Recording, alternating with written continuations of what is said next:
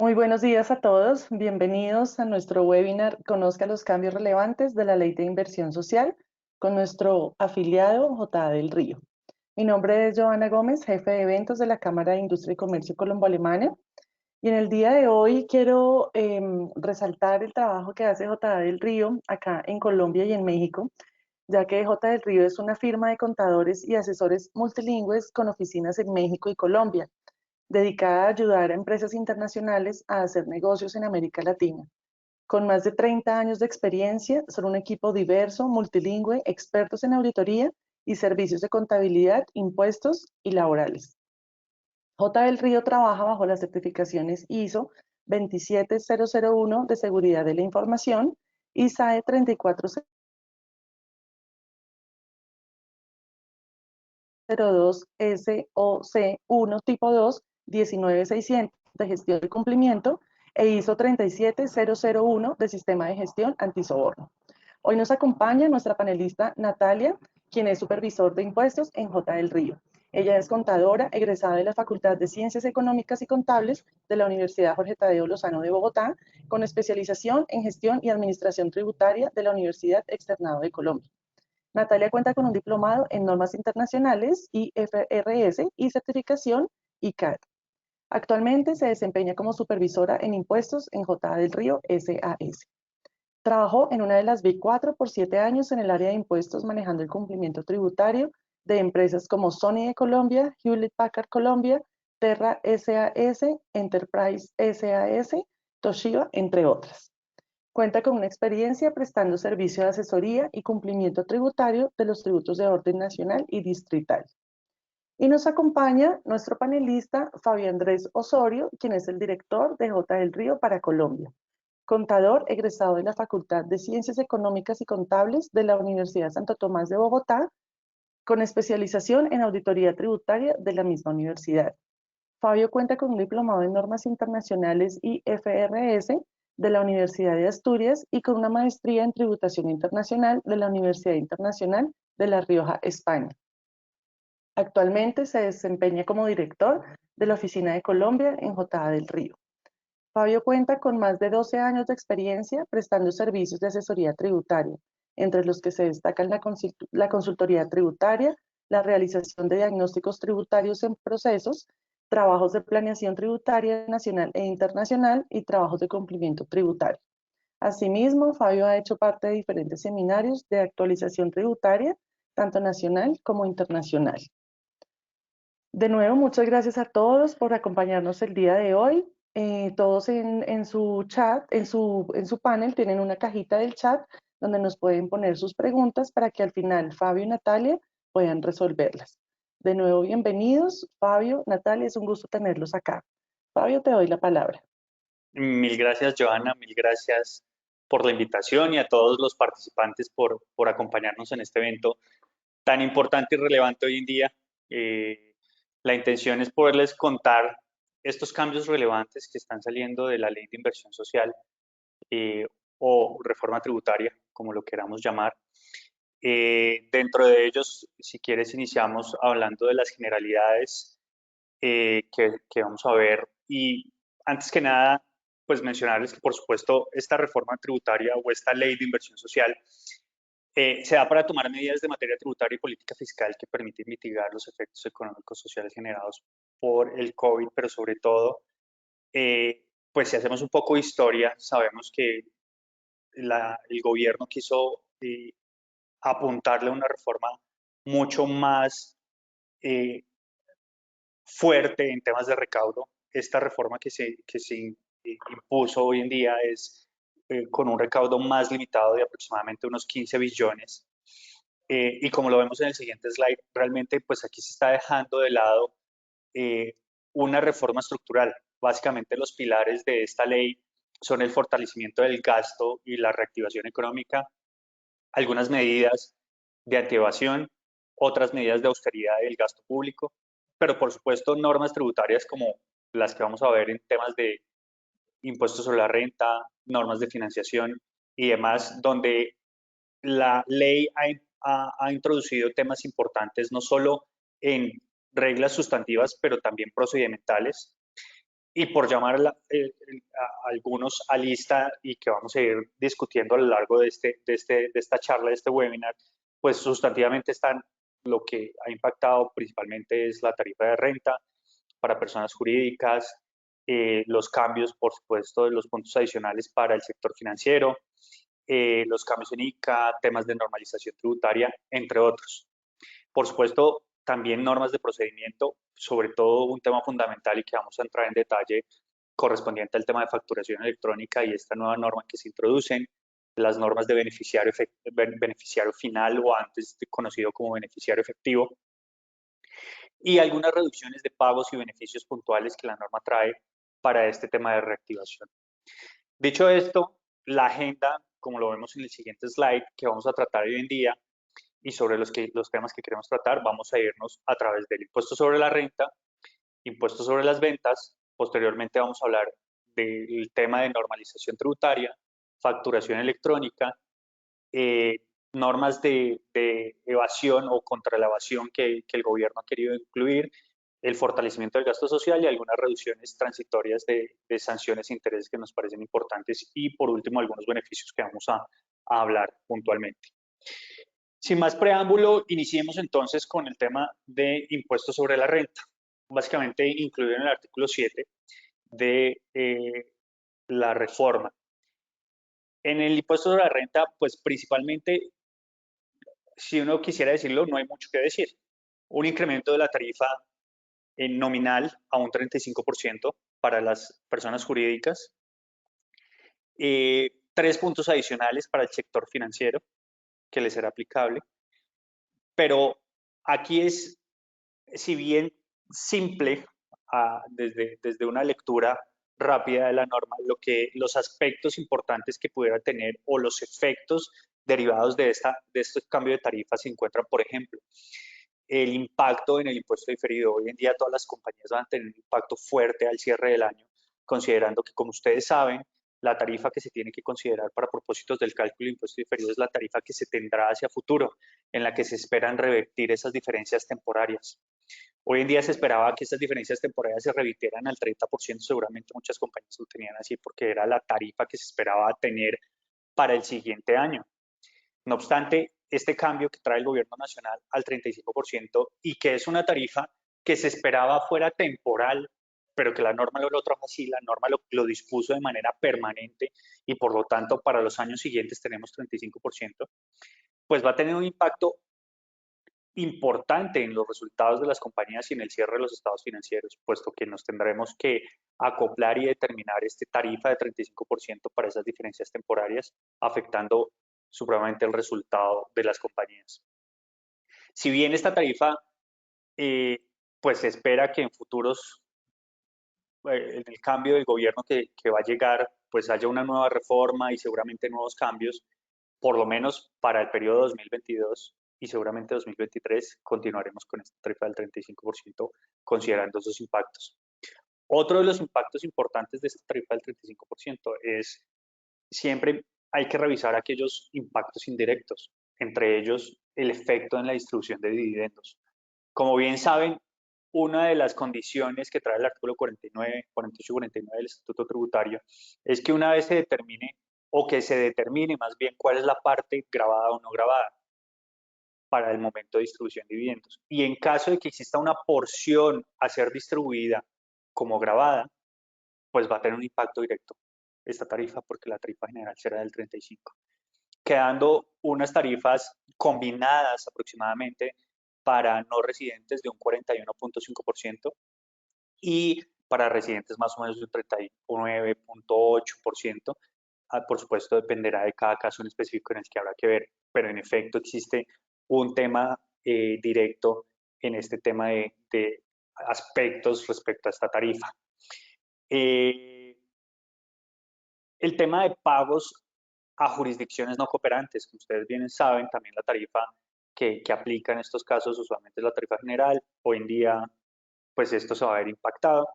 Existe un tema doctrinal que la Administración de Impuestos ha llamado en el pasado, sobre todo para el tema de pagos al exterior relacionados con servicios administrativos de administración y dirección, donde había conceptuado que en la opinión de ellos la tarifa que debería considerarse era la tarifa general de impuestos sobre la renta, hoy en día 31%.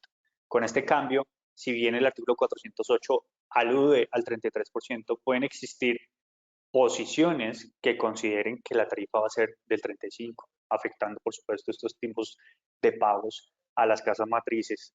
Entonces, es importante llamar la atención de este tema, que si bien es un tema que a simple vista pudiera decir, bueno, incrementó al 35%, pues esto tiene varios efectos en diferentes áreas del derecho tributario que vale la pena que las compañías consideren. En el siguiente slide, otro de los temas importantes que trae esta reforma es el cambio o la eliminación más bien, que está dentro de las reglas derogatorias de la ley, al parágrafo 1 del artículo 115 del Estatuto Tributario. Ustedes recordarán que este parágrafo disponía que las sociedades podían, a partir del año 2022, utilizar como descuento tributario el 100% del impuesto de industria y comercio. Hoy en día desaparece o se deroga este parágrafo y por lo tanto se continúa únicamente con el 50% que se dispone en la norma. Y tal vez es importante también mencionar que si hacemos un poquito de memoria y de volvernos hacia la historia en años anteriores, pues existen dos artículos, el artículo 115 del Estatuto Tributario y el 115-1 del Estatuto Tributario. El primero dispone que son los pagos efectivamente realizados en el año, mientras que el segundo habla del devengo, siempre que el pago se haya realizado antes de la presentación de la declaración del impuesto sobre la renta. Por lo tanto, aquí hay un tema puntual y relevante respecto a cómo tratar y tal vez un tema de planeación fiscal, de cómo las sociedades pueden definir si toman el impuesto pagado en el año o el descuento según aplique, según deciden, o el efectivamente causado, que puede ser diferente. Habrá que revisar cuál es la mejor estrategia en temas de planeación fiscal para poder definir este punto que es bastante importante. Y tal vez uno de los temas que también dice la ley al final en las derogatorias es que el gobierno nacional deberá revisar en los próximos 5 años si vuelve a incluir este parágrafo primero y por lo tanto permite el descuento al 100%. Esto dependerá, por supuesto, del recaudo, de la política fiscal y de todo lo que se venga hacia adelante, pero sí exige que el gobierno nacional, por lo menos en esta ley, en los próximos 5 años revise cómo va a ir en adelante este tema de la nueva reforma. Seguimos, por favor. Otro de los temas que nos trae la reforma en materia de impuestos sobre la renta es el beneficio de auditoría. Esto ya no es nuevo, esto realmente ha pasado y ha transcurrido en diferentes momentos y reformas tributarias en Colombia. Y lo que trata el gobierno es poder incentivar que, a pesar de haber estado golpeados con el tema de la pandemia, económicamente hablando, se pueda generar un incremento y un esfuerzo adicional para generar incrementos en el impuesto neto de renta que genere beneficios para las sociedades y por lo tanto firmezas aceleradas. En este caso existen dos opciones. La primera, un incremento de más del 35%, de por lo menos el 35%, lo cual generaría una firmeza en 6 meses, o en los otros casos que sea al menos un 25%, caso en el cual la firmeza sería en un año. Con las firmezas que existen hoy en día tan extensivas de 3 años, 5, 6, etcétera, pues estos beneficios pueden ser bastante interesantes para las compañías. Por supuesto, se trata de revisar flujos y proyecciones para mirar cómo se pueden hacer esfuerzos y lograr en la medida de lo posible estos beneficios de auditoría y tener una mayor seguridad jurídica respecto a las normas que se presentan y los resultados de las sociedades. Es importante resaltar que estos beneficios de auditoría, por supuesto, si bien son aplicables, no le aplican a aquellos que puedan tener una incidencia o que la Administración de Impuestos pueda considerar que existe una inexactitud o que se demuestre que las retenciones declaradas son inexistentes o no procedentes y por lo tanto en ese caso pues el beneficio de auditoría no procedería y la Administración de Impuestos pudiera tener la capacidad de hacer sus procesos de fiscalización dentro de las reglas generales del Estatuto Tributario. Seguimos, por favor. Aquí ya le cedo la palabra a Natalia para que empecemos a hablar un poco más en detalle respecto a los cambios de IVA, que si bien no son muchos, hay algunos importantes. Natalia. Buenos días. Bueno, para hablar de impuesto a las ventas, encontramos las modificaciones que introdujo la ley en el artículo 36 y 39. Siguiente, por favor. Bueno, el artículo fue modificado, el artículo 428 con la ley, en el cual se contemplaba que las importaciones menores a $200, esos envíos que uno hace por menos de $200, envíos courier o envíos urgentes, no eran gravados con IVA. Sin embargo, la ley introdujo un cambio y mencionó que no serán gravados con IVA aquellos que provengan de países con los cuales Colombia haya firmado tratados de libre comercio. Recientemente, el Ministerio de Comercio ya sacó un concepto donde menciona que el único tratado de libre comercio en el cual se contempla exclusión de ese tipo de impuestos es el tratado con Estados Unidos.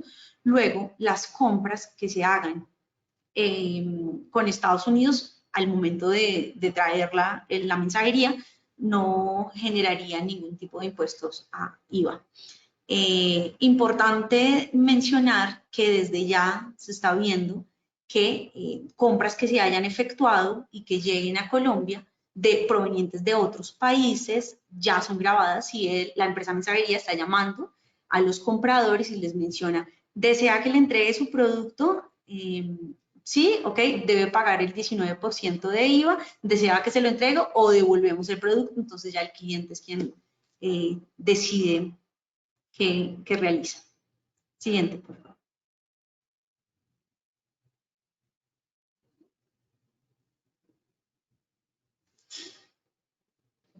Para el tema de días sin IVA, se contempla en la norma 3 días sin IVA, hasta 3. Entonces el gobierno podrá decidir en qué fechas. Sin embargo, en este momento hay un proyecto de decreto que menciona que las 3 fechas que pudieran establecerse para días sin IVA son 28 de octubre, 19 de noviembre y 3 de diciembre. ¿Qué requisitos se necesita para aplicar a esta exención? Y es, primero, las ventas deben ser a consumidor final por medios electrónicos o presenciales. Esto cambió. Recuerden que el año pasado, por tema de pandemia, ya la última fecha estaban, para mitigar el riesgo, estaban diciendo que las ventas solo podrían hacerse de manera electrónica.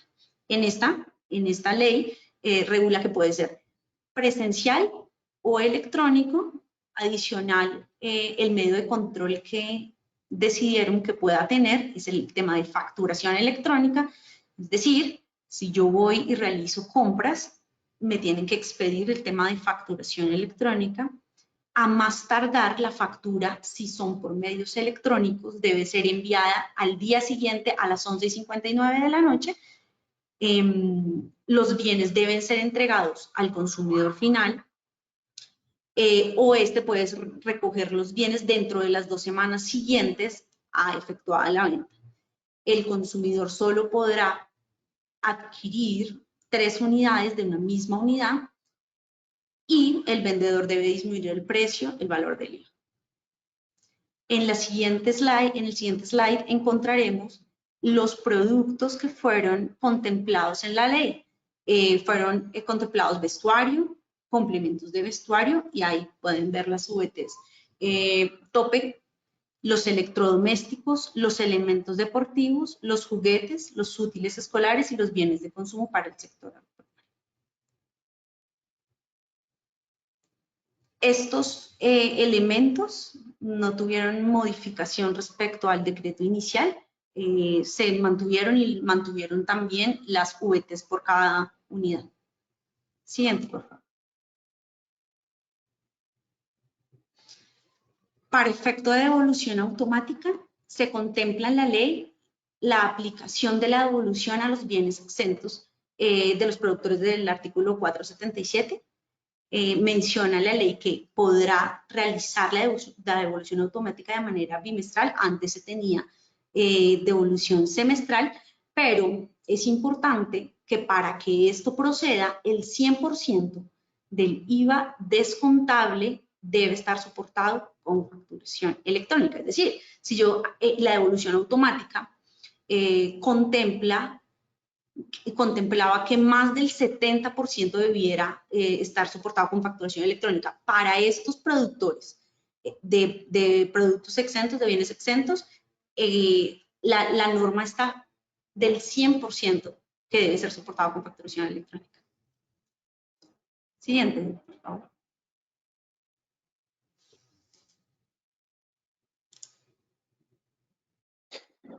Bueno, ahora adentrémonos un poco a temas de normalización tributaria.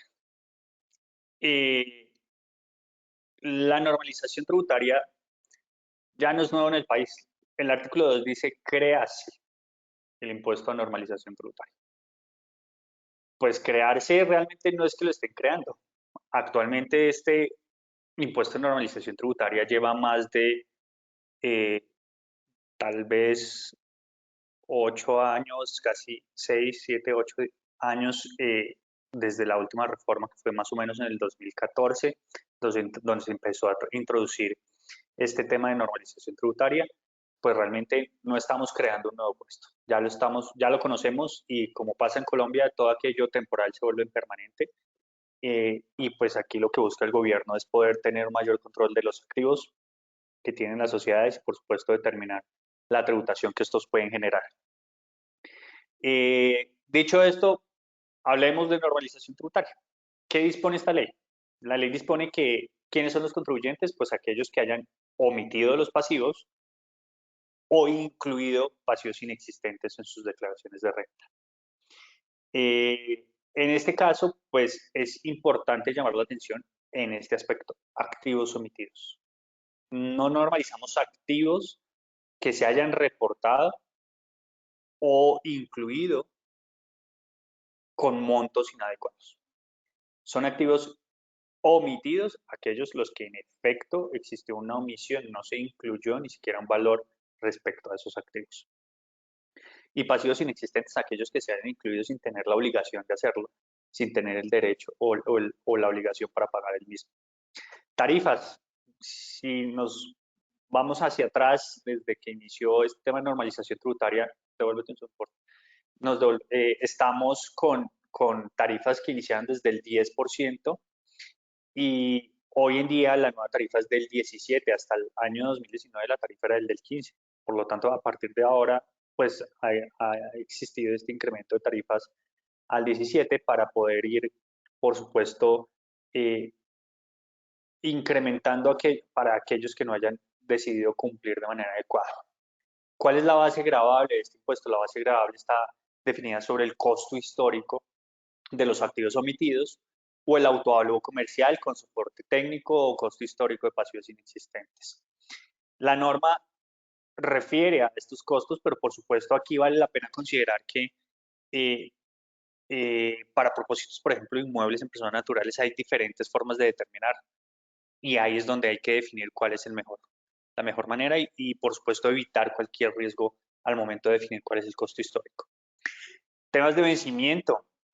Para este caso, el gobierno nacional ha definido como vencimiento máximo el 28 de enero del siguiente, el 28 de febrero, perdón, del siguiente año, el 2022, y deberá presentarse una declaración independiente. No obstante, como ya lo vamos a explicar un poquito más adelante, se ha definido un anticipo del 50% del pago de este impuesto de normalización tributaria para este año, por lo que será un tema objeto a regulación de definición de cuáles serán las fechas para realizar este anticipo. Llamamos su atención, como vemos en el siguiente slide, un tema bastante importante que esta norma trae y es que se establece que deberán incluirse o que se entienden posesión de activos o que tienen el derecho a reportar esos activos aquellos que tienen el aprovechamiento económico potencial o real. ¿Qué es esto? Y aquí es donde va a generar bastante discusión ante la Administración de Impuestos esta posición para poder definir aprovechamiento económico. Dice textualmente, quien no aparezca como propietario o usufructuario de un bien tiene la obligación de incluirlo en sus declaraciones de impuestos nacionales cuando lo aproveche económicamente de cualquier manera. Y este es un texto puntual que trae la norma. Pero anterior a eso dice aprovechamiento económico potencial o real. ¿Qué querrá, qué habrá querido decir o ha querido disponer la administración, el gobierno nacional con esta norma? Que todos incluyamos activos, que exista un tema de fiscalización donde nos quieran incluir activos sobre los cuales ni siquiera tenemos un derecho legal para hacerlo. Habrá que esperar qué pasa con los reglamentarios en esta materia, pero definitivamente llamamos la atención respecto al tema de que hoy en día, desde ya, se están presentando diferentes posiciones y va a generar diferentes cuestionamientos ante la administración por esta norma. Entonces, realmente no entendemos qué quiso hacer el gobierno y pues será un tema que seguirá en análisis y en discusión, pero pues que sí es importante que ustedes consideren este texto. Muchos de sus compañías, clientes, familiares pueden tener cosas como estas, entonces pues genera bastante discusión. Lo que es cierto es que hoy en día la administración de impuestos, con el intercambio de información internacional que tiene, pues ya está en la lupa de los contribuyentes. Hace unos años era difícil y tal vez con la primera normalización que se introdujo lo que quería la administración de impuestos era poder tener mayor control de esos activos, porque no tenía forma de fiscalizarlos. Sin embargo, hoy en día la administración tiene mucho control, tiene información de muchos países con los intercambios de información que ha suscrito, con los convenios de doble imposición que incluso tienen cláusulas de intercambio de información. Entonces, realmente es una oportunidad para poder normalizar esos activos, para evitar que el día de mañana paguen impuestos mucho más altos, del 35%, por no haber normalizado. Hoy al 17, es la mitad más o menos de ese impuesto. Por lo que sí les recomendamos que se puedan acoger todos aquellos que no han normalizado para evitar mayores impactos en sus denuncios rentísticos a futuro y por supuesto tener alivios de no sanciones ante el Banco de la República y demás entidades que puedan sancionar por no la inclusión de activos. En el siguiente slide vemos como las principales novedades, tal vez ya las hemos venido discutiendo, pero principalmente el tema de esta declaración no permite una declaración extemporánea o una corrección de la declaración presentada. Si presento la declaración, la tengo que hacer antes de la fecha prevista, 28 de febrero del próximo año, y hacerlo de acuerdo con lo que dispone la norma y lo que vaya a considerar el reglamento. Hacerlo de una forma errada o extemporánea no va a permitir ni corrección ni la presentación posterior. Por lo tanto, pues se va a perder la oportunidad de poder normalizar estos activos y de excluir posiblemente pasivos que no debieron haberse tomado en consideración. El pago parcial o no pago genera ineficacia, por lo que no hacerlo, pues precisamente no va a funcionar y no va a surtir el efecto jurídico y legal que se quiere con esta normalización.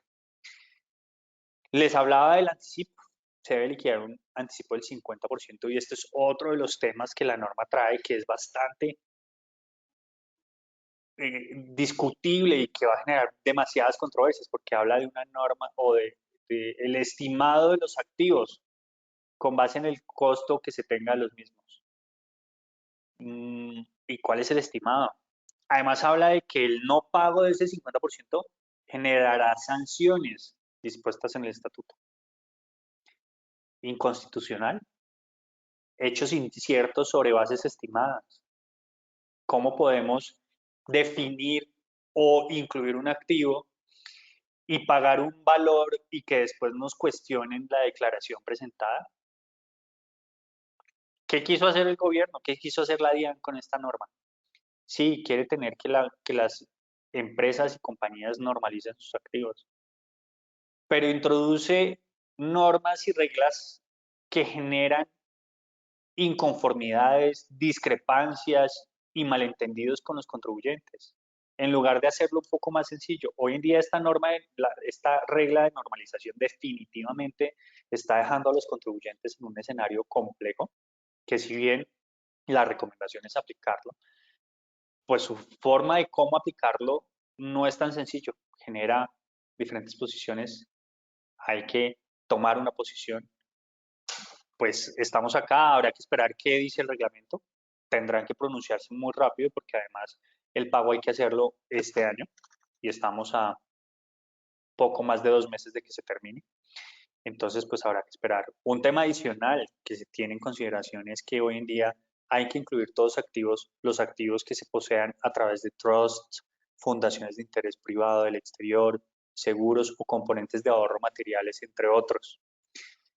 Y se define que quien deberá incluirlo como activo en sus declaraciones serán aquellos contribuyentes que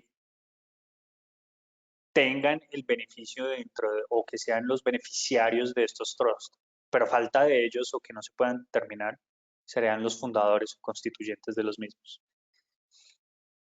Digamos que esto no es nuevo, esto ya ha venido en el pasado en otras normas, incluso cuando se hablaba de beneficiario final, beneficiario efectivo en el pasado.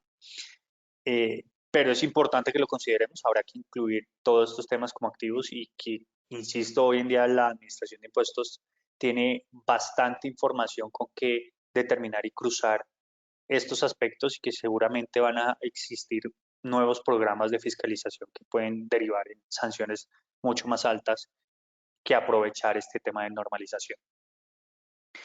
Ahora bien, si seguimos adelante, vamos a notar un tema importante y les hablaba al inicio que no es posible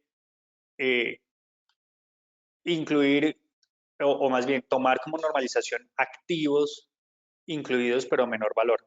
Sin embargo, la norma sí considera que se podrán efectuar saneamientos, pero de los activos normalizados en el pasado, no de activos que hayan sido incluidos pero con un menor valor. Entonces aquí es importante hacer claridad de esto, por lo tanto sí voy a poder sanear esos activos normalizados y que los incluí como menor valor al valor comercial e incluir ese valor correcto para sanear esos activos. Entonces la oportunidad, si en su momento definí o incluí un costo inadecuado cuando estaba realizando la normalización, pues aquí los puedo sanear y dejar todo perfectamente claro para poder continuar declarando en activos en exterior y en declaración de renta todos estos activos que se posean.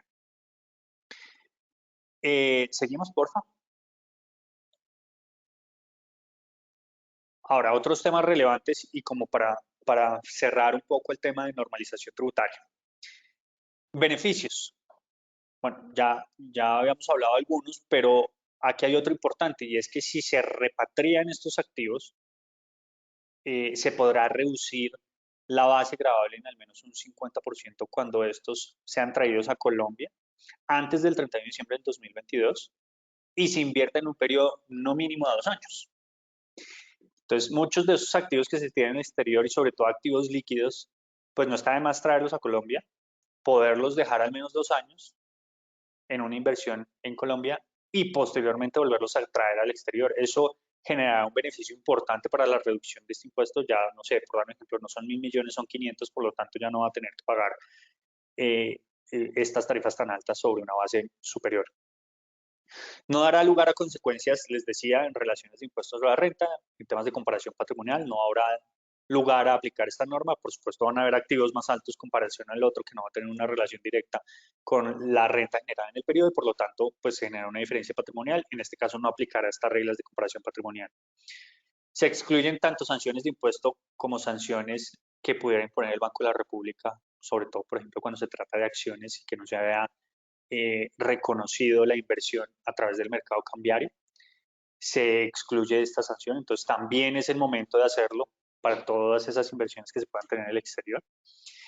Los activos deberán reportarse en la declaración de renta del año 2022 y siguiente, según aplique, por supuesto, si el activo se liquidó, pues no habrá necesidad de incluirlo. Por supuesto, si se mantiene también hay que incluirse en la declaración de activos en el exterior si es que estos se poseen fuera del país. Vale resaltar que el origen de los activos, que este beneficio no da lugar a una legalización de activos que puedan tener una relación con lavado de activos o financiación al terrorismo, y que por supuesto dará lugar a la persecución penal en caso de que aplique en este caso, pero no a persecuciones tributarias de sanciones, porque estos son los beneficios que trae la reforma en relación con la normalización tributaria. Creo que con este tema cerramos normalización. Pasemos por favor al siguiente slide, donde vamos a empezar a tratar temas de facturación electrónica y otras medidas contra la evasión. Ahora, facturación electrónica. Como lo vemos en el siguiente slide, lo que queremos llamar la atención en este aspecto es el cambio o la modificación íntegra del artículo 616 del Estatuto, 616-1 del Estatuto Tributario. Una de las columnas vertebrales en esta materia desaparece, o más bien se modifica completamente. El gobierno y la Administración de Impuestos quiso dar con esto una modificación hacia lo que hoy en día está pasando, y es el sistema de facturación electrónico. Por lo tanto, la norma considera este sistema de facturación, y así se denomina el artículo, sistema de facturación, en tres grandes rubros. Lo primero, la factura de venta. La factura de venta hace parte del sistema de facturación, y dentro de esa factura de venta está, por supuesto, la conocida, ya muy conocida hace algunos años, factura electrónica. Todos estos, por supuesto, esta factura debe ir con una validación previa por parte de la Administración de Impuestos, como ya lo sabemos, y en caso de que no exista esta validación, pues no será posible la imputación de costos, gastos, impuestos descontables. Y por otro, la factura de papel. La factura de papel, pues es un aspecto que están tomando en consideración única y exclusivamente para todos los inconvenientes tecnológicos que puedan existir eventualmente. Pero no es un documento per se que deba emitirse, sino realmente hoy en día pues ya todas las compañías deben estar emitiendo facturación electrónica, salvo que no estén obligados a facturar, ¿no? Existen todavía las reglas particulares que están definidas en el Estatuto Tributario. Adicionalmente, dentro del sistema de facturación electrónica dispone dos cosas adicionales: documentos equivalentes, que serán todos los que señale la DIAN, y habrá que esperar reglamentación también en esta materia, y a falta de esta reglamentación, la norma dispone que continuarán vigentes las normas que hasta hoy están. Entonces, mientras no exista una regulación diferente, se entenderán los documentos equivalentes que hasta hoy ya conocemos. Y adicionalmente, como sistema de facturación, también se aceptarán todos aquellos documentos electrónicos determinados por la Administración de Impuestos. Por ejemplo, hoy en día, que estamos justamente en este mes, para aquellas empresas que tienen más de 250 empleados, nómina electrónica. Este es un sistema de facturación que hace parte de estos documentos electrónicos que la DIAN dispondrá, y en este caso es nómina electrónica. Por supuesto, a partir de este mes, aquellas compañías que tengan más de 250 empleados tendrán que hacer su primer envío antes del cierre de este mes, y ese es uno de los documentos obligatorios para poder tener como soporte de deducción de costos y gastos. Y en caso de que no se tengan este tema de documentos emitidos, pues no se podrán imputar estos costos y gastos, y de hacerlo en una eventual fiscalización podrán ser glosados. ¿Qué otros documentos electrónicos pudieran aparecer? Y se espera que sea así, realmente es que se espera que haya tanto una contabilidad como una tributación de manera electrónica con todo este tema de la nueva era electrónica. Se espera que la DIAN, los siguientes documentos que vaya a convertir en electrónicos sean las importaciones y las exportaciones. Entonces seguramente vamos a ver próximamente este tema y cómo van a implementar estos temas hacia futuro. Y si seguimos en los aspectos que trae adicionalmente las modificaciones de facturación electrónica, están los siguientes. Primero, los documentos del sistema de facturación electrónica serán soportes para elaborar las declaraciones tributarias. Este punto es importante mencionarlo, puesto que hoy en día muchos de los procesos de fiscalización que está realizando la DIAN se basan en esta información, en las facturas electrónicas. Por ejemplo, esos comunicados que están recibiendo las compañías en materia de impuestos sobre las ventas. Cuando están haciendo su declaración de IVA, la DIAN les dice cuáles son el monto estimado de su impuesto a pagar o saldos a favor, considerando las facturas electrónicas emitidas o recibidas. Esto para acolar que en efecto, pues la Administración de Impuestos está llevando todos sus procesos de fiscalización sobre una base de estas facturas electrónicas, son una base fundamental para la DIAN y para tener una información de la mano más acertada. Lo que es cierto es que hoy siguen existiendo muchos errores en este tema de facturación. Puede ser que, por ejemplo, alguien incluya un ID, un NID incorrecto y se reporte al tercero de forma inadecuada, independientemente que la factura cumpla con todos los requisitos y por lo tanto sea aceptada y prevalidada por la DIAN, pero puede que se esté reportando un tercero incorrecto.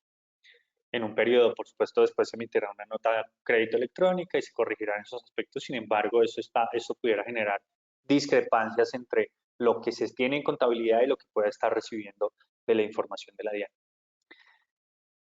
El RADIAN, otro de los temas de auge hoy en día y bastante importantes, y para que las facturas electrónicas que se emitan puedan utilizarse como título o valor, deberán estar incluidas en esta plataforma de la DIAN, dentro del RADIAN, para que cumplan con estos requisitos. De no hacerlo, pues no podrán negociarse como título o valor estas facturas. Otro de los temas importantes es el sistema o documentos POS. Hasta hoy en día ya se sabe que los documentos POS no son soporte para deducciones de costos, gastos o impuestos contables.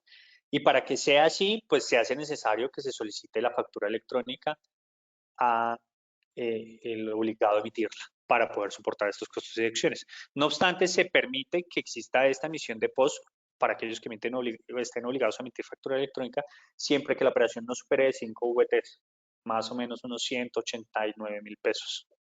De lo contrario, pues tendrá que expedirse la factura electrónica. Entonces llamó la atención de si esas compras son inferiores a ese valor, pues el POS será suficiente para soportar los costos y deducciones. Otro aspecto fundamental que trae la norma respecto a la modificación de facturación electrónica es para el tema de compras por medios de plataformas electrónicas.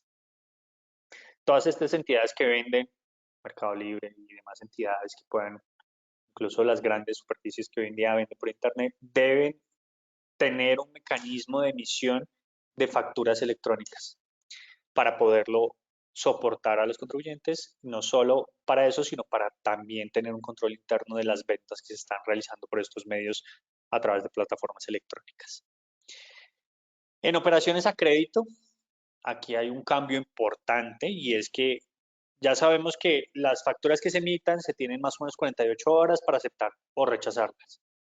Sin embargo, muchas entidades no cumplen con ese tiempo de aceptarla y se entiende que de no haber sido aceptada dentro de estas 48 horas, las facturas son aceptadas tácitamente, lo cual significa que pues ya se entiende aceptada la factura. Hoy en día, en el caso de las ventas a plazo, es necesario que el adquiriente confirme el recibido mediante el mensaje electrónico.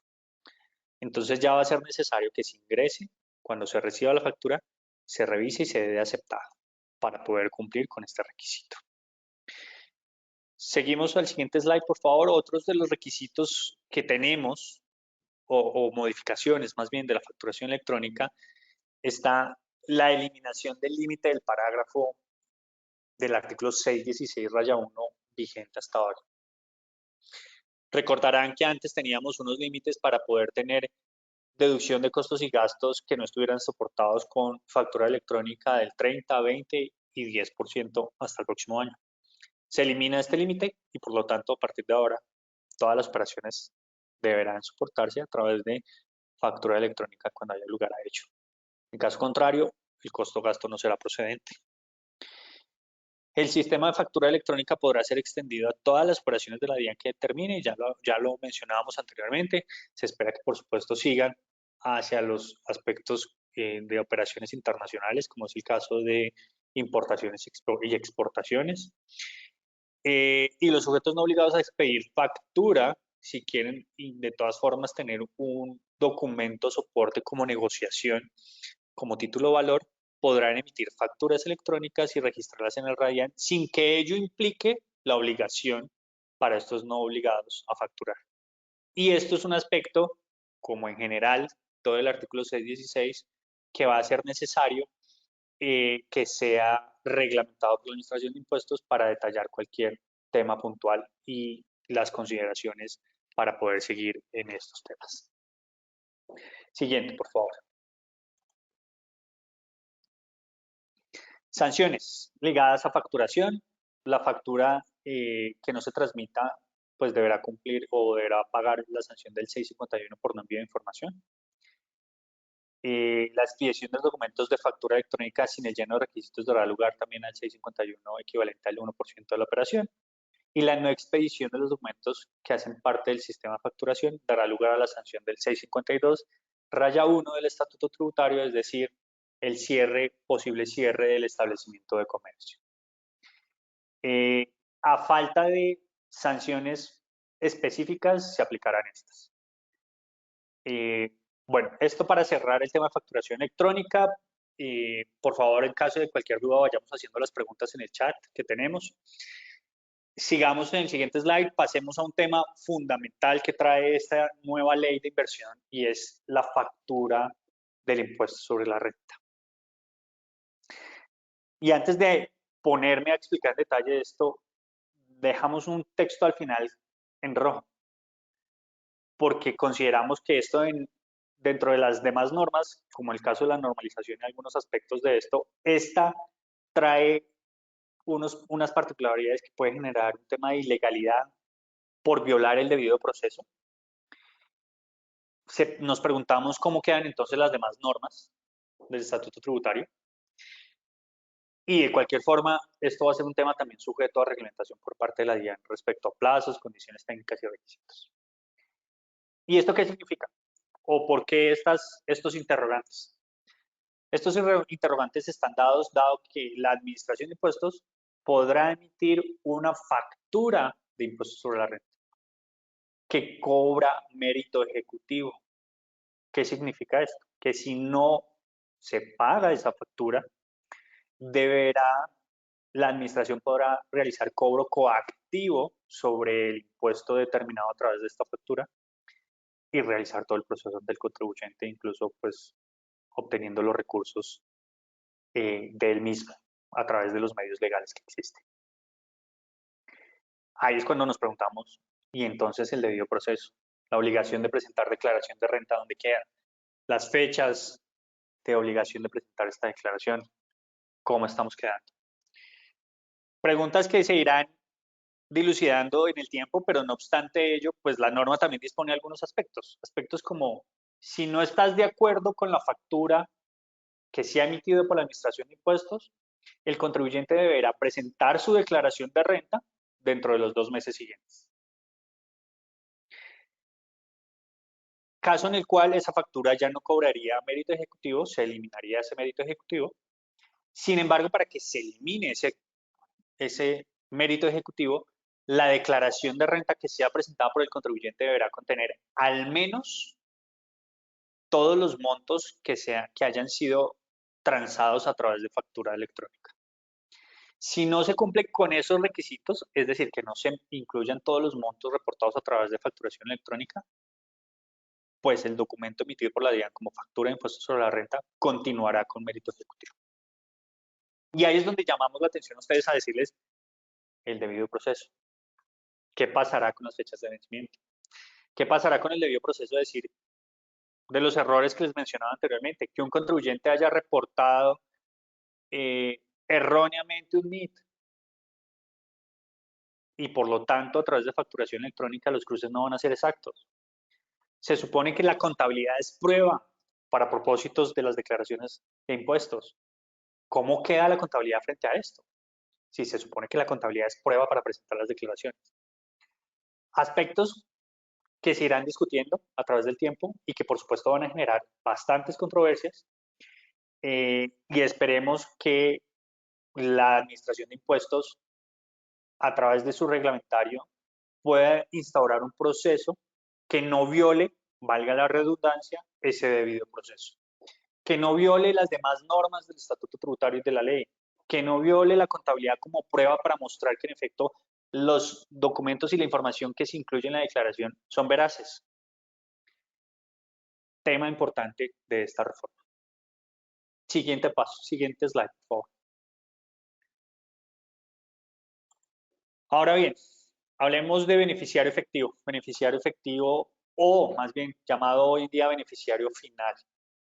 La norma elimina aquellas definiciones que se tenían y se deja una única definición respecto a qué se entiende por beneficiario final. La ley de inversión social pues reemplaza el término de beneficiario efectivo, como les mencionaba, a este término de beneficiario final y se entiende que son todas las personas natural o es la persona natural que finalmente posee o controla directa o indirectamente a un cliente o a la persona natural en cuyo nombre se realiza la transacción. ¿Estamos hablando de diferentes contribuyentes? Posiblemente. La Administración de Impuestos lo que quiere hacer con estas normas de beneficiario final que se van hacia el GAFI, que es la autoridad internacional respecto del lavado de activos, y ahí es donde puede haber una diferencia y discrepancia de criterios, porque si bien se busca determinar quiénes pudieran ser contribuyentes de impuestos en Colombia, pues las normas a las que se aludieron y que la ley dispone que se deberán revisar, que son las normas que dispone el GAFI, que es la entidad internacional que dispone reglas de evasión y de lavado de activos, cuestiones de antiterrorismo, pues nos dejan un aspecto que pueden existir normas penales que se están revolviendo con las normas tributarias y que no obstante eso pues pueden generar también aspectos de difícil aplicación. Pero bueno, veamos el lado positivo, y el lado positivo es que existe esto y que, bueno, a partir de ahora, pues existe una nueva obligación. En el pasado, la Administración de Impuestos ha eliminado la obligación de reportar el beneficiario efectivo en la información exógena que se le reportaba a la DIAN. Sin embargo, con estos nuevos cambios se espera que se incluya nuevamente para la próxima resolución de cambios de la información exógena la obligación de reportar este beneficiario final. Y habrá que hacer toda la trazabilidad para poder determinar ese beneficiario final. Siguiente slide, por favor.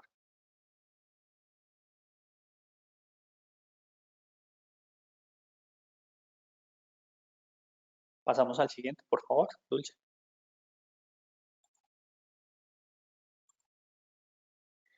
Bueno, pero mientras pasamos, ok, ya estamos. ¿Cuáles son los beneficiarios finales? Si la norma hace unos subapartes de estos beneficiarios respecto a personas jurídicas, personas naturales, y en este caso dice, son beneficiarios finales de una estructura sin personería jurídica, que son muchas, trust, fiducias, etcétera. Las personas naturales que ostentan la calidad de fiduciante, fideicomitente, constituyente o posición similar o equivalente. El comité fiduciario, en caso de que no exista el fiduciante. Comité financiero o posición similar o equivalente, y esto es lo que nos está pasando. Entonces, vamos a terminar incluyendo un beneficiario final que ni siquiera realmente es un beneficiario de la operación. El comité fiduciario, ¿cómo va a ser el beneficiario? ¿Qué beneficios está recibiendo de la fiducia? Nada diferente a lo que corresponde a su administración, pero no es el beneficiario de los bienes de la misma. Esto va a generar diferentes discusiones, en efecto, de las normas. Cualquier otra persona natural que ejerza el control efectivo final o que tenga derecho a gozar o disponer de los activos beneficiarios resultados de las utilidades. Hay que tener en cuenta todas estas normas definitivamente. Hay que leerlas e irlas desmenuzando para poder concluir quién va a ser el beneficiario final. Lo que es cierto, y es que como ya lo vamos a explicar, hay un registro único de beneficiarios finales que va a ser incorporado en el RUT y que vamos a tener la obligación de actualizar. Siguiente slide, por favor.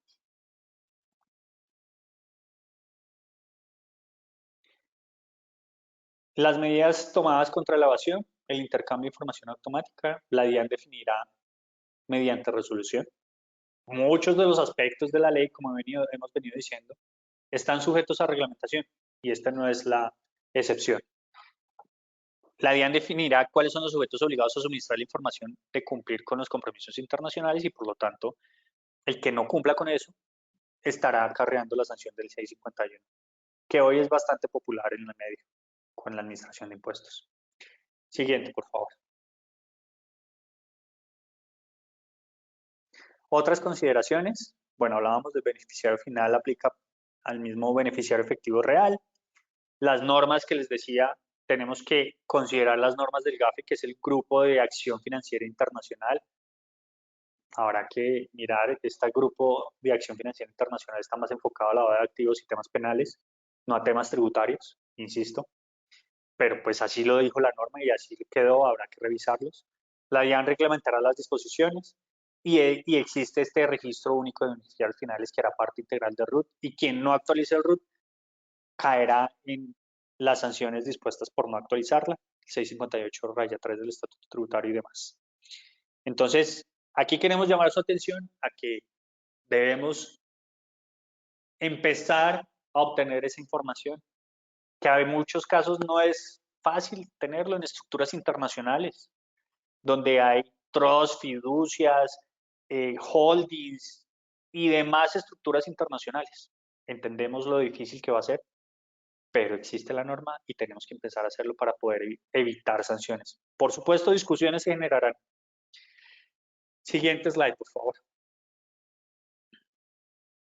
Bueno, le cedo la palabra nuevamente a Natalia para que nos hable un poco de fortalecimiento del gasto social y reactivación económica. Estamos como muy corridos de tiempo, entonces vamos a ir un poco más rápido para avanzar y finalizar. Les recordamos que pueden ir haciendo sus preguntas. Natalia, todo tuyo.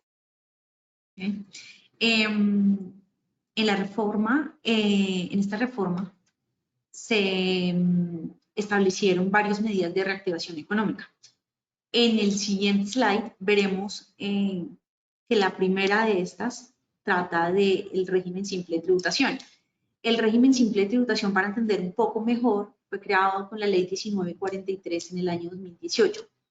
Este es un sistema que unifica el pago de varios impuestos a fin de simplificar el cumplimiento de las obligaciones tributarias de los contribuyentes. Entonces, una de las medidas que se contempla en la ley es la ampliación de la base. ¿Qué se busca con esto? Que más personas naturales o jurídicas puedan inscribirse a este régimen simple de tributación. Adicional, dado que el impuesto, el régimen simple de tributación tiene un impuesto anual, se fracciona la ley, se fracciona y menciona que se amplía también la base para liquidación del anticipo. Es decir, el impuesto es anual, pero la norma contempla que se pagan 2 anticipos de manera semestral. Entonces, al ampliar la base para aplicar el régimen simple de tributación, también se amplían las bases para el anticipo. Las tarifas siguen siendo las mismas que se contemplaron en la reforma tributaria pasada, simplemente es la base.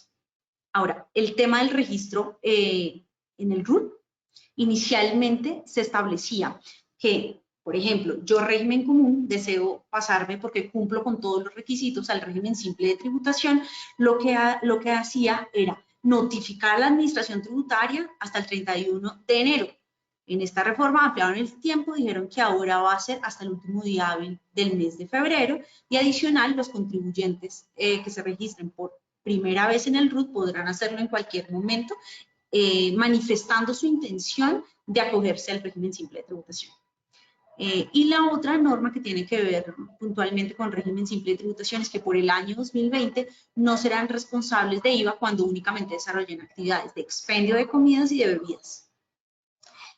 En la siguiente diapositiva veremos la otra medida que se tomó. Esta medida es el tema de obras por impuestos. Inicialmente recordarán que las obras por impuestos solo podían efectuarse en las SOMAC, que eran las zonas más afectadas por el conflicto armado. Estas SOMAC nacieron a raíz del tema del proceso de paz. para ayudar porque al tema de mejorar el tema del territorio, infraestructura, servicios públicos. Con esta reforma se quita la limitante de que solo sean obras por impuestos en las zonas más afectadas y ahora se contempla que sean en territorios que padezcan pobreza, en los territorios que carezcan total o parcialmente de una infraestructura de servicios públicos y en aquellos que estén localizados en zonas no interconectadas. Y asimismo, puede aplicarse a proyectos declarados de importancia nacional que resulten estratégicos para el gobierno. Entonces, esto permite ampliar ese tema de obras por impuestos, ya no lo limita. Siguiente slide, por favor. Ok. Dos de las medidas importantes que se tienen y que empezó a regir desde el año pasado son ingreso solidario y PAEF. ¿Qué pasa? Con el tema de los efectos de COVID y de la pandemia, el gobierno empezó a girar un tema de renta básica. El tema de la renta básica hablaba de giros mensuales que se pudieran hacer a personas que están en pobreza, en extrema pobreza o personas vulnerables. Habían tomado las bases de datos del Ministerio de Trabajo, Ministerio de Salud y CISBEN. Y a esas personas que entendían que estaban en esas categorías le hacían el giro. El gobierno ha querido incluir este programa, hasta el momento mencionan que será hasta el 2022, sin embargo el gobierno dice que quieren extenderlo, que sea una renta básica que contemple desde julio del 2022 hacia adelante ya cuántas familias componen el núcleo familiar. O sea, no va a ser ya, quieran hacer como el tema de la equidad, y es decir, no va a ser lo mismo que reciba la familia que tiene 2 integrantes como una familia que tiene 7. Y es esto lo que quieren con ese programa. Ahora, el PAEF, el programa de apoyo al empleo formal, inicialmente había iniciado el año 2020 para fomentar efectivamente el empleo formal y que no se despidieran por efecto de COVID y todo el tema de la crisis económica a los empleados. Se amplía el PAEF hasta diciembre del 2022, desde mayo del 2021, pero para los empleadores que en marzo del 2021 tengan hasta 50 empleados. ¿Qué pasa? Entonces, ¿qué pasa con la empresa que tiene 100 empleados? ¿No puede aplicar? Sí puede aplicar. La norma contempla que puede aplicar quien tenga más de 50 empleados, sin embargo, solo se les girará el valor correspondiente a los 50 empleados. Y la norma también contempla que este programa puede ser extensivo hasta el año 2022. ¿Qué pasa? Para que sea extensivo al año 2022, el gobierno deberá, mediante decreto, y decidirlo así hasta el 2022 y decidir qué meses podrán ser beneficiados. Siguiente slide, por favor.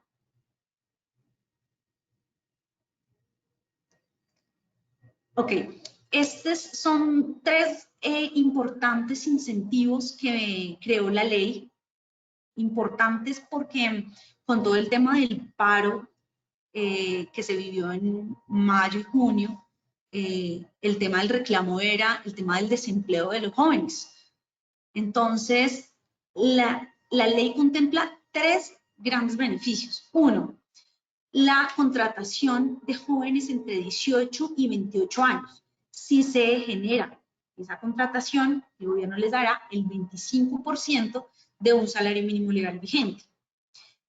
Si la contratación se da con personas no jóvenes, el subsidio o el incentivo será solo del 10% del salario mínimo legal vigente de las personas que devengan hasta 3 salarios mínimos. Y este último grupo que contempla a mujeres mayores, inicialmente no estaban contemplados en el proyecto que el gobierno presentó al Senado. Sin embargo, en las discusiones de Cámara y Senado se agregó y es contratación de mujeres mayores de 28 que devenguen hasta 3 salarios mínimos, se les dará el 15% del salario mínimo legal. Importante mencionar, en charla con el Ministerio del Trabajo mencionaban, no es aplicable. Que tengan la nómina y despidan a una persona para contratar a un joven, para contratar una mujer, no. El ministerio lo que hará será el encargado de validar que para que aplique estos incentivos, estos subsidios, sean nuevos empleos.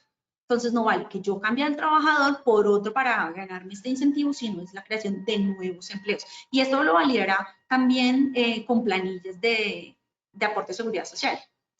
Y se podrán, estos incentivos van hasta agosto del 2023 y cada empleador recibirá máximo hasta 12 pagos. Es decir, si yo me registro en agosto del 2023, solo recibiré uno. Si me registro desde ahora, pues podré ser beneficiario, pero máximo son 12.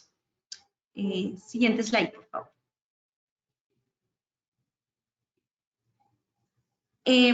Con el tema del paro que se vivió este año en Colombia, el gobierno contempló que muchas empresas pudieron verse afectadas.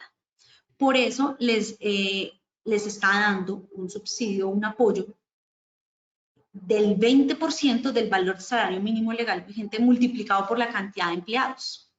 Pero para acceder a esto, la compañía debe demostrar que respecto a marzo del año 2020-21 tuvo una disminución de ingreso del 20%.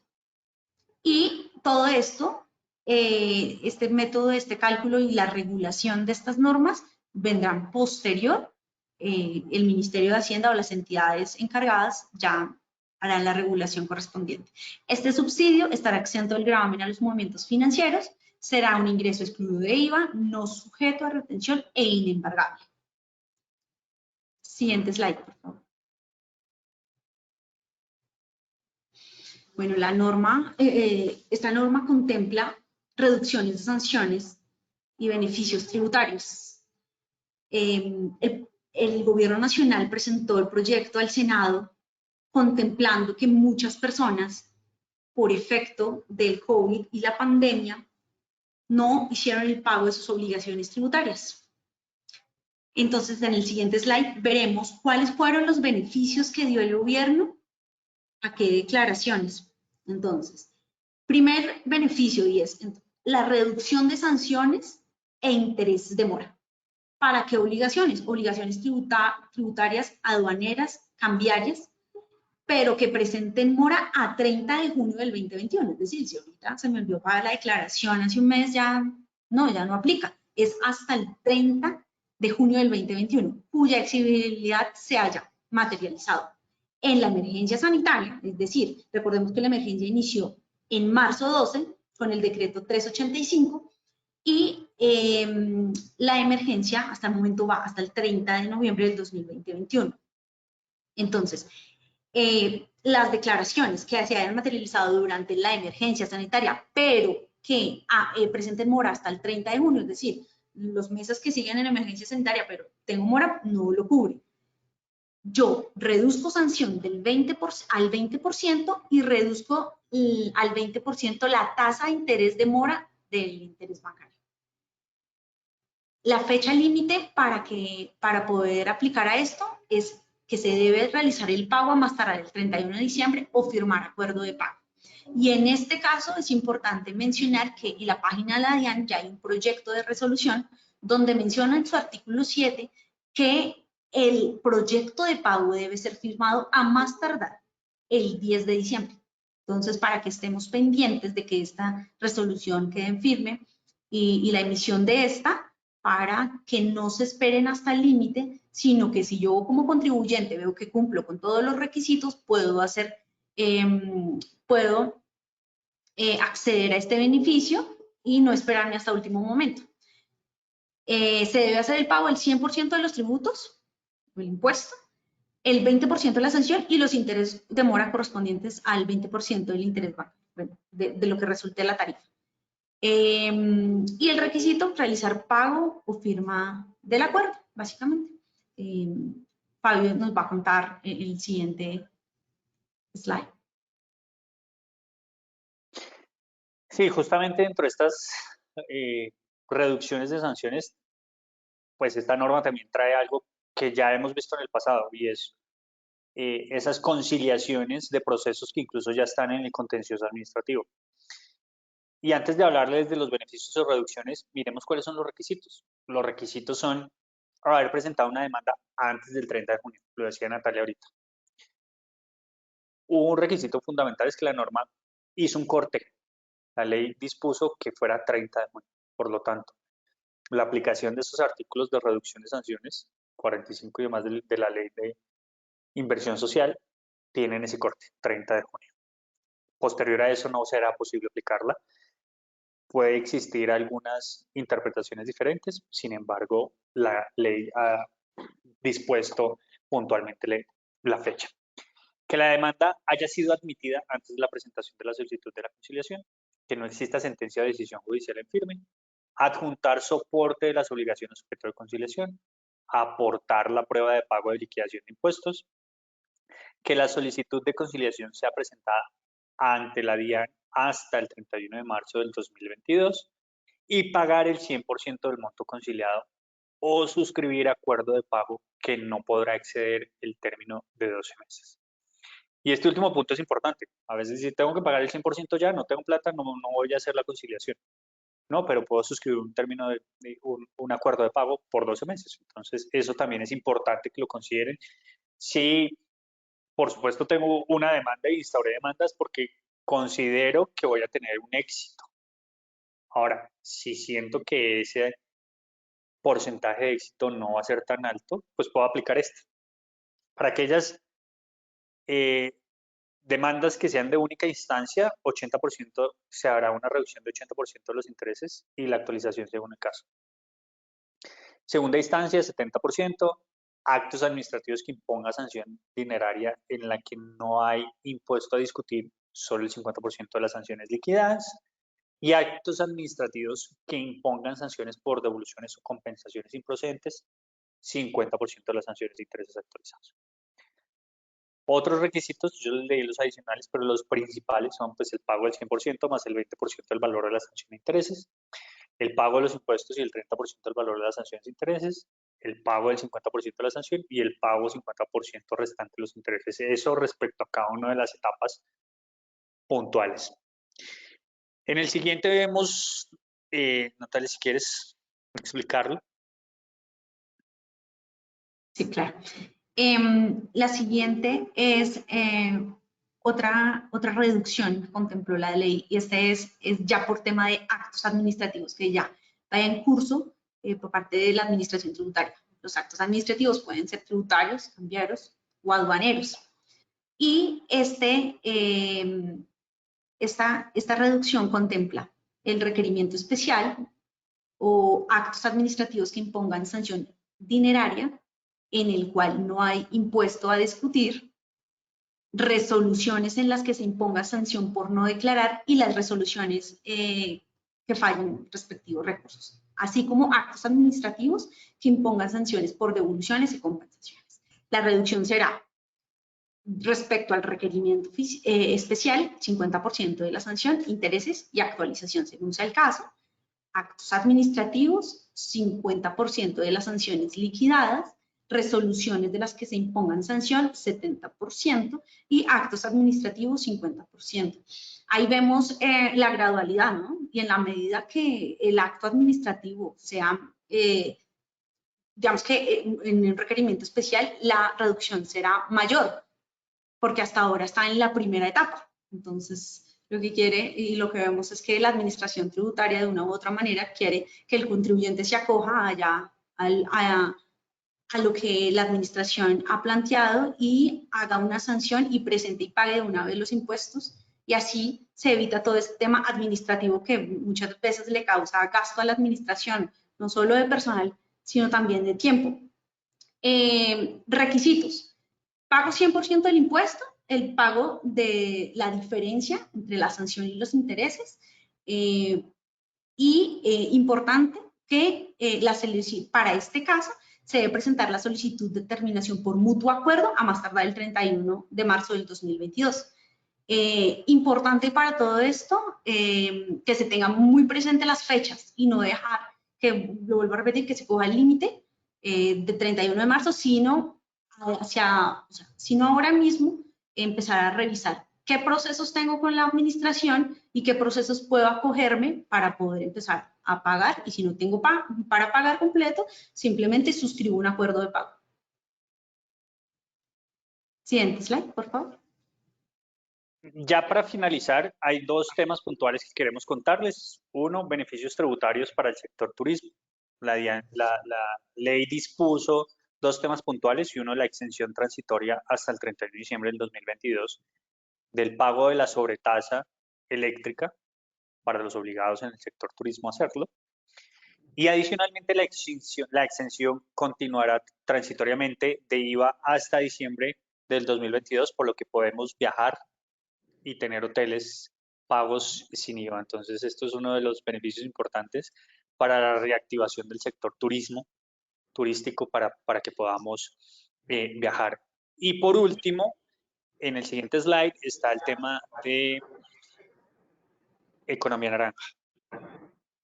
Y para el tema de economía naranja, la ley contempló 3 cambios.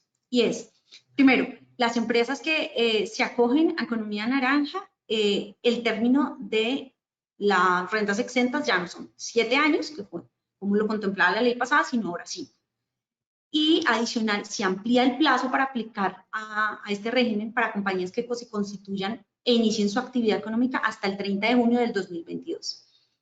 Inicialmente también se elimina la inversión mínima, que antes era de 4.400 VTs, y para esto es importante mencionar que la seguridad jurídica de las personas jurídicas que aplicaron economía naranja se mantendrá. Es decir, si yo apliqué economía naranja inicialmente, me siguen manteniendo mi extensión de 7 años hasta los contribuyentes que se escriban hasta el 31 de diciembre del año 2021. Esta norma se aplicaría para el año 2022 y siguientes. Bueno, con esto cerramos nuestro webinar, nuestra presentación. Les agradecemos a todos. En aras del tiempo, pues responderemos algunas preguntas por correo directamente, y si tienen algunas preguntas adicionales, por favor háganoslas llegar. Con gusto les responderemos directamente a ustedes. Ha sido un placer tenerlos el día de hoy. Esperamos que estos temas que tratamos hayan sido productivos y que por lo menos hayan dejado preguntas también adicionales respecto de cómo proceder. Quedamos también a su disposición, están nuestros datos aquí en la presentación. Cualquier cosa que necesiten, con mucho gusto los podemos ayudar. Muchas gracias una vez a la Cámara por la invitación y a todos ustedes por estar acá. Feliz día. Fabio, muchísimas gracias. Natalia, muchas gracias a todo el equipo de J del Río. Como lo mencionó Fabio, entonces enviaremos las respuestas a todas las preguntas que nos hicieron, porque fueron bastantes. De igual manera, mil gracias. Nos vemos en un próximo webinar. Feliz día para todos. Gracias, que estén bien. Gracias, hasta luego.